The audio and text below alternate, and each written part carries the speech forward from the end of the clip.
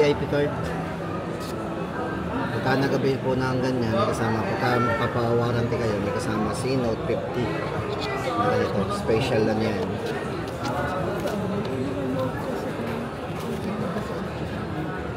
Case.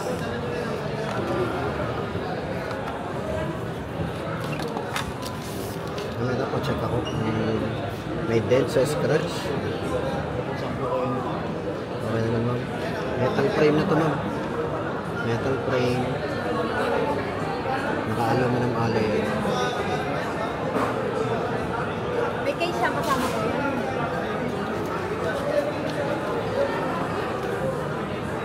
Ito yung GM. Wala na namang ayos na yun. Nila isinebang lang.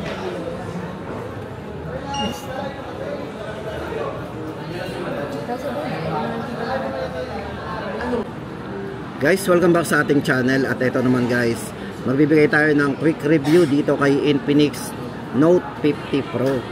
Ito guys, bali guys, dito kay Infinix may tatlo nga pala silang pagdating sa kanilang Note 50 series ay may tatlo sila. Note 50, ito pong hawak natin, Note 50 Pro at yung Note 50 Pro Plus 5G. Pero ngayon guys, ito pag-usapan natin at isa-isay natin ang specification po ng kanilang Note 50 Pro.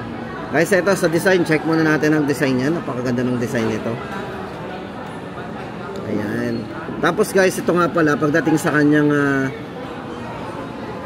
yung kanyang metal frame. Ito, ginamitan po yan ng metal frame, aluminum alloy. So guys, yan ang unang-una dito maganda sa kanya. Napakatibay nung niya, yung kanyang metal frame. So pagdating sa mga bagsakan, talagang protected yung inyong ang phone natin kasi napakatibay po. Ginamit po dito is para sa kanyang ultra resilient armor alloy yung design po nito. Tibay po yan. Tapos guys, ito nga pala pagdating sa size ng screen, ang size po ng screen ng Note 50 Pro is naka 6.78 inches. Yan, 6.78 inches. Tapos naka full high definition display, AMOLED display po to. So napakabibit po ng display nito.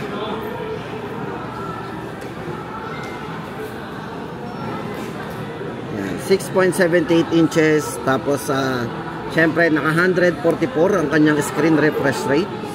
Napakataas mo ng kanyang screen refresh rate. Ito po ay 144 Hz. At meron na rin po itong iCar display. So napaka na rin, safe yung ating mata dito kahit matagal tayo naglalaro or nanonood dito. Tapos syempre guys, hindi lang yan, at napakabibig din ng display kasi ito ay AMOLED display na. At no worry free tayo guys kasi kung halimbawa basa po yan o splash ng may mga greasy o diba, or may counting splash ng tubig, so matatouch po natin ang screen o diba, kasi meron po siyang wet and greasy touch. Yan po yung isang bago sa kanya pagdating sa kanyang display. Yun nga po. Tapos ito guys, ang maganda dito pagdating naman sa battery, ito ay merong tumaas ang battery nito, meron siyang 5200 mAh battery. At meron din 6 years health po yung battery niya. Then hindi lang yan guys, itong si Note 50 Pro ay merong 90 watts pagdating sa kanyang fast charging. At naka 30 watts naman po doon sa wireless. So guys, wireless 30 watts po yung bilis. Then maganda po sa kanya dito, yan, sa mga naman, halimbawa naubusan kayo ng battery, maganda po dito kay Note 50 Pro, meron siyang reverse wireless charging. Kung saan guys, pwede ito mag-share ng battery sa lahat ng brand ng phone na wirelessly. Pwede silang mag-share ng battery for emergency purposes. So i-on nyo lang ang bypass charging. So ito guys, bypass charging, ginagamit ito sa kung matagal kayong naglalaro or nanonood na habang nakasaksak, safe yung phone natin. Hindi basta-basta mag-iinit. At the same time ay maiiwasan yung pagkasira ng paghina ng battery. So yun, gamit yung bypass charging. Tapos ito naman guys, yung sinasabi ko sa inyo na reverse wireless for emergency purposes. Halimbawa na lowbat yung mga branded, ibang brand ng phone na gumagana sa wireless charging, pwede sila makicharge dito. Reverse wireless charging, i-on lang po natin yan. Make sure lang may battery po to. Itatap lang po sa likod at magcha-charge na po yan. Makapag-share na po tayo ng battery. Paano naman guys yung mga hindi wireless charging capable na phone? So ito yung bago sa kanya. Meron din siyang wired. So gamit yung cable to cable o wired charging din. So i-click nyo man yung word charging, pwede na siyang mag-charge. Yang si Note 50 Pro, di ba? Walang problema, kahit hindi siya wireless phone, ay pwede siyang magbigay ng battery. So yun ang bago sa kanya. Tapos guys, ito naman, check pa naman po natin yung mga ibang specification pa nito. Ayan. Guys, ito pagdating sa processor, ito nga pa lang si Note 50 Pro ay ginamitan ng Helio G100 Ultimate. Sa mga gamer, tamang-tama guys sa inyo. Ayan, COD.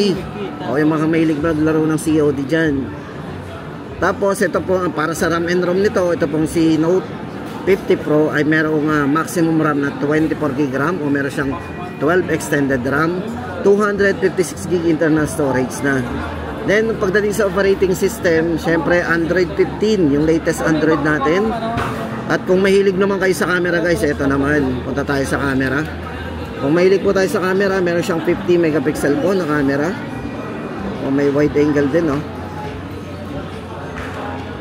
Tapos guys, kung video, sa video, meron naman tayong smooth video.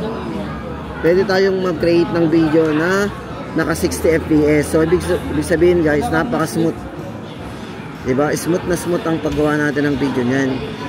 Even sa front, meron din siyang sa main camera, at sa front meron siya. Kahit sa front, may stabilized video yan.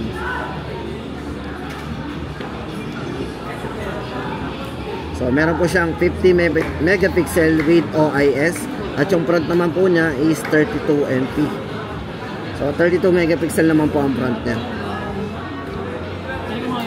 At syempre hindi lang yan guys, sa mga nagtatanong nga pala, meron din siyang dual view video. O yan, pagdating sa main camera, pwedeng switch nyo, or pwede nyo paltan. O diba?